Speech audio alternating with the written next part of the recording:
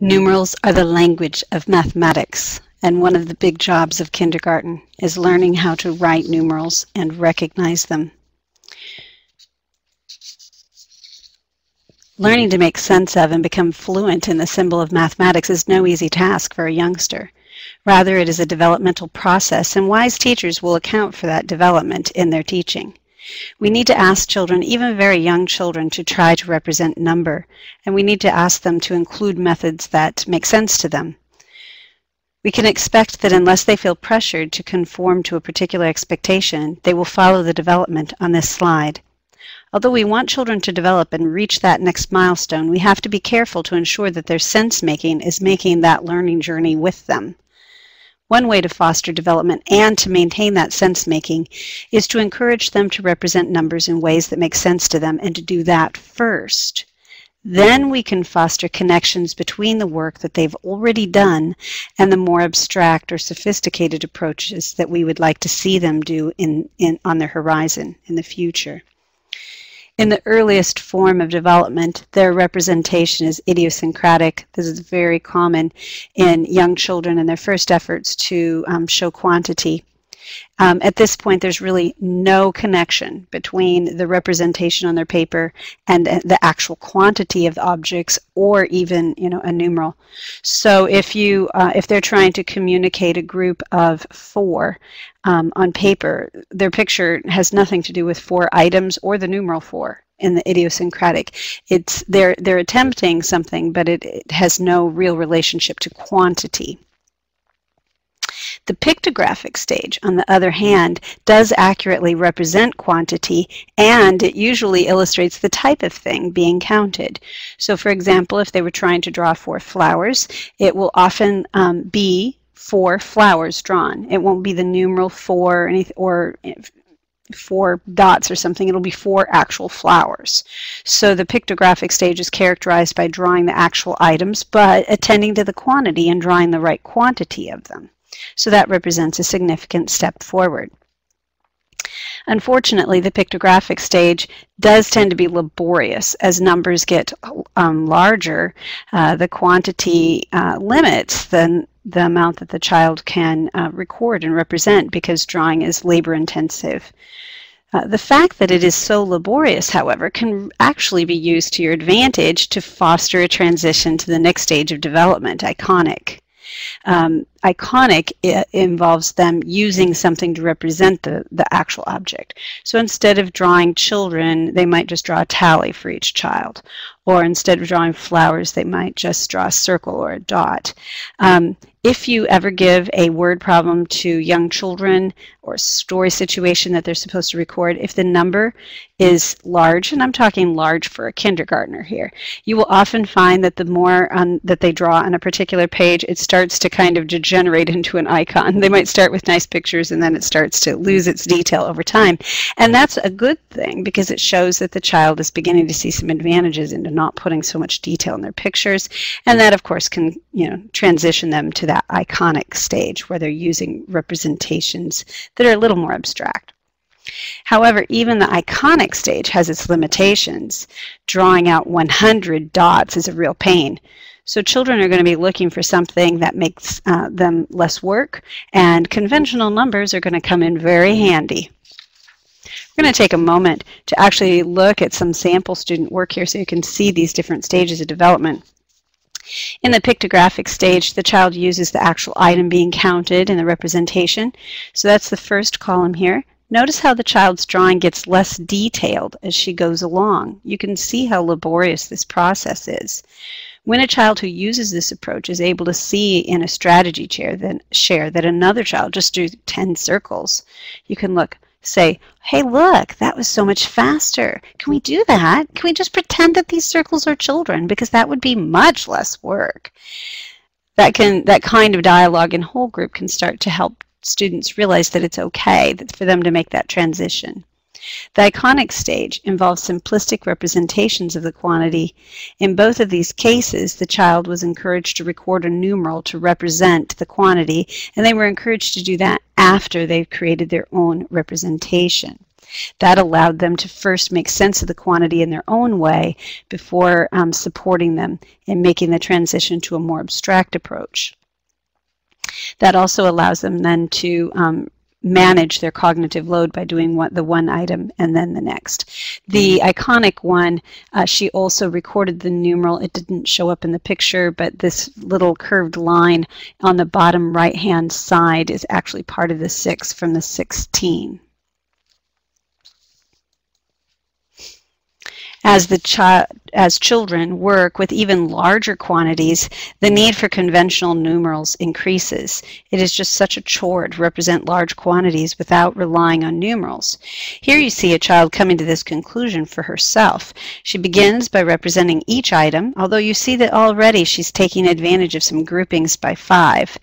And eventually she gets tired of drawing circles and just puts the numeral 5 in each group. This comes from the Fosno and Dolk book that's referenced in the references section. Excellent book for this age group. Highly recommend it. In fostering a child's development of effective use of conventional numbers, it is important to recognize that children can recognize numerals before they can write them. So when you assess children, make sure to consider both numeral recognition as well as writing of numerals. If a child cannot recognize a numeral, then of course they're not going to be able to write that numeral. Having said this, targeted interventions in numeral development often incorporate both kinds of activities rather than focusing solely on isolated work. By that I mean that it is quite possible to help students develop their numeral recognition and their writing of numerals simultaneously. But from an assessment perspective, it wouldn't be wise to assess their writing of a numeral that you know they can't recognize. It is important to understand that kindergarten children's fine motor skills and eye-hand coordination may prevent some of them from adequately developing the capacity to write numerals well. In other words, don't assume that a child is deficient. If they are struggling in this area, it could very well be that this fine motor development is not at a place that will allow them to do that well. Research shows that this capacity improves over time. So rather, we need to find ways for kindergarten children to be successful in representing number while simultaneously supporting their ongoing development in writing numerals.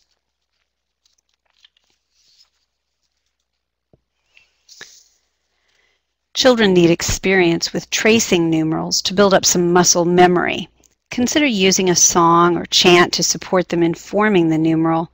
Since children learn to recognize numerals before they learn to write them, have them write and find a numeral first, trace it with their finger, and then try to draw it.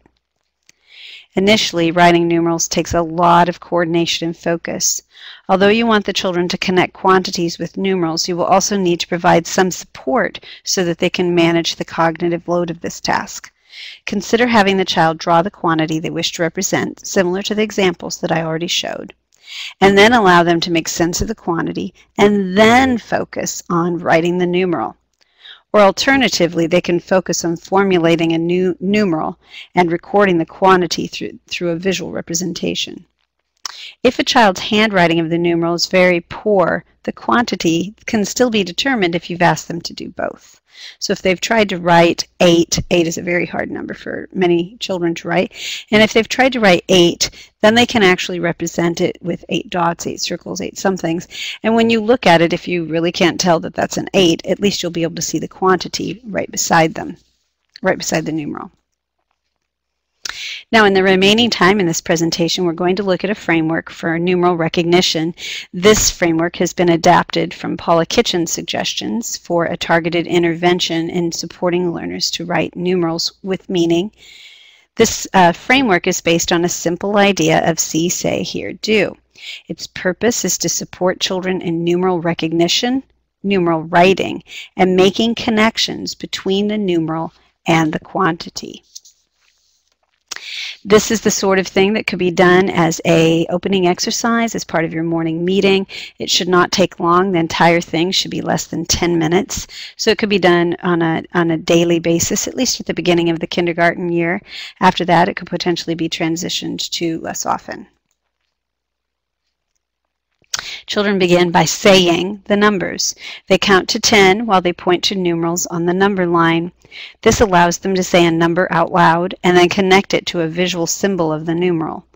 Then the teacher asks them to finger frame the target number of the day. They will place their hands on the number line with the target number visible between their hands. They will then search for a matching numeral from a baggie of numerals and place it under the target numeral for the day. The teacher then uses an auditory task or kinesthetic task to represent number. For example, so many claps or drum beats. The child will show the number on their fingers, and then they will practice writing the target numeral. As I said, this should take no more than 10 minutes. You really keep the pace moving. Although it's called a daily exercise, use the needs of your children to decide how often to do it. Initially, you can do it daily or 2 or 3 times a week. Eventually, it can be phased out until you're just using it with a group of students who need that additional support. We're going to take a look at each of these steps because that went pretty fast. So in the first part of the intervention, the teacher leads the students in a counting task.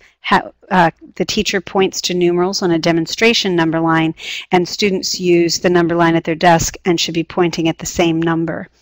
The focus here is to lead the children in pointing at just the number that is being read as it is being read, which fosters one-to-one correspondence as well. You will need to leave a noticeable pause between each number as you say it, and that pause students need to double check that they're on the right numeral. At this point, I really need to say something about number lines.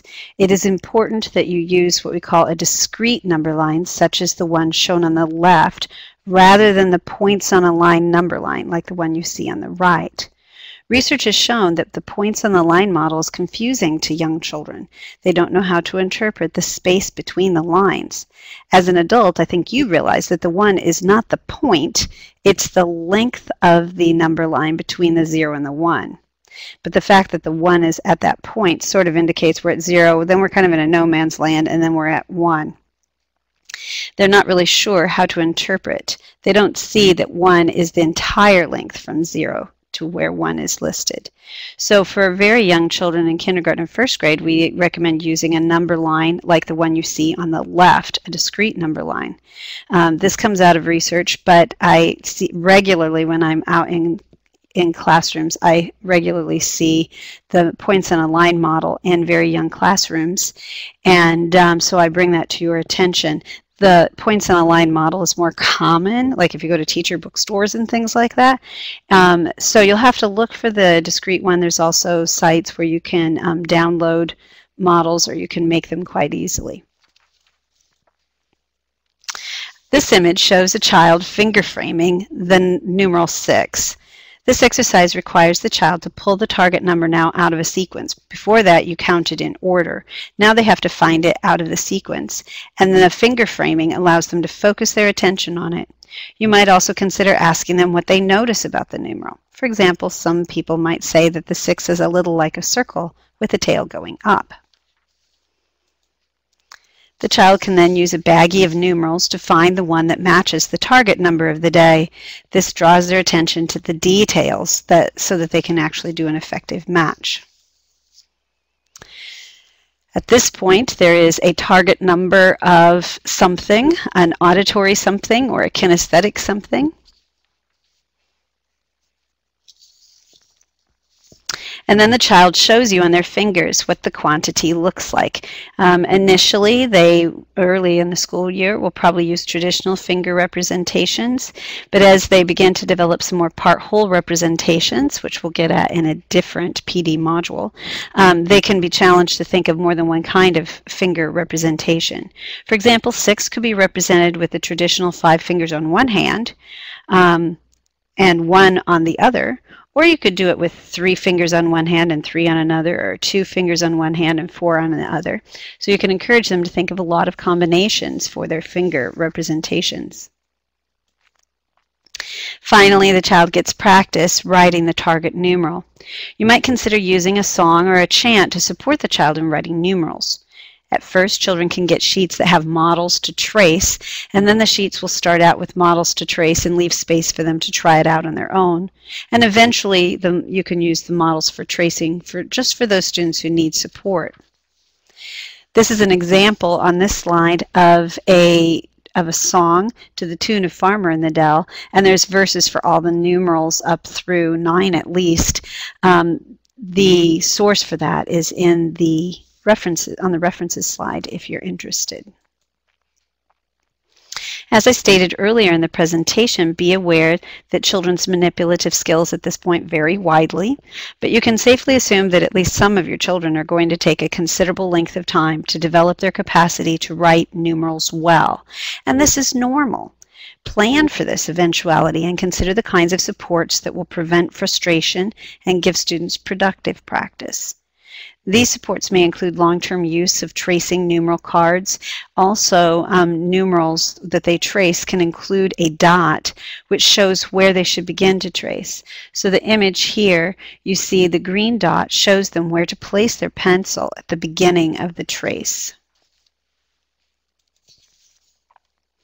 As you support children in numeral development, look for every opportunity to connect that symbol, the numeral is a symbol, to the spoken number name and to the quantity.